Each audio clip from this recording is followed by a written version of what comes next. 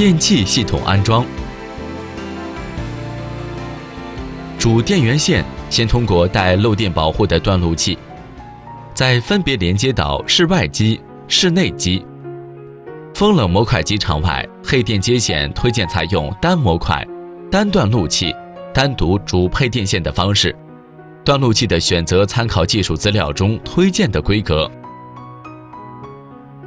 电源线的敷设，三相电源要采用3相5线制，单相电源要采用3线制。电源线、控制线要分别单独穿保护套管。电源线可以穿保护套管或者敷设在桥架内。保护套管采用钢管或硬塑料管，电线保护套管要合理固定。进设备处的电源线应采用金属软管进行保护，长度不超过 1.5 米。硬质电线保护管管口和穿线孔应加装护圈、护套等，软硬质电线保护管之间连接应使用接线盒。配电箱箱体、保护钢管的外壳等要接地保护。接线注意事项：一般情况下，同一个制冷系统的室内机电源要接在同一个回路上。在连接通讯线和电源线时，要特别注意区分电源线、通讯线的接线端子。如果连接错误，则会引起电气部件损坏。在接通电源之前，必须要检查配线是否正确。电源线的接线端子 L1、L2、L3、N 和 D。室外机和室内机通讯线的接线端子1和2。主机与从机通讯线的接线端子是3和4。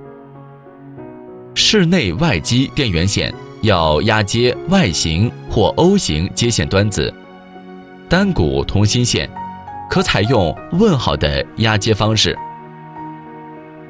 电线的拨线长度以能完全插入接线端子为好，裸露部分必须用同色绝缘胶布包扎，确保电源线的端子连接牢固，相序正确。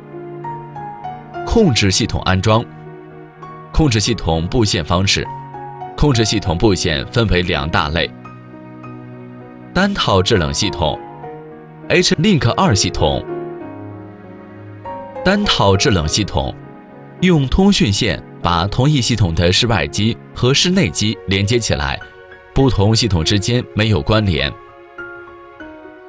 H-Link 2系统用通讯线把多个空调系统的全部室外机和室内机连接起来。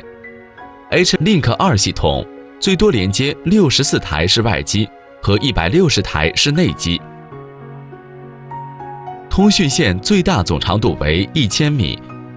通讯线总长度等于室外机之间长度总和加室外机与室内机之间长度总和加室内机之间长度总和。通讯线不能接成环路。通讯线的安装。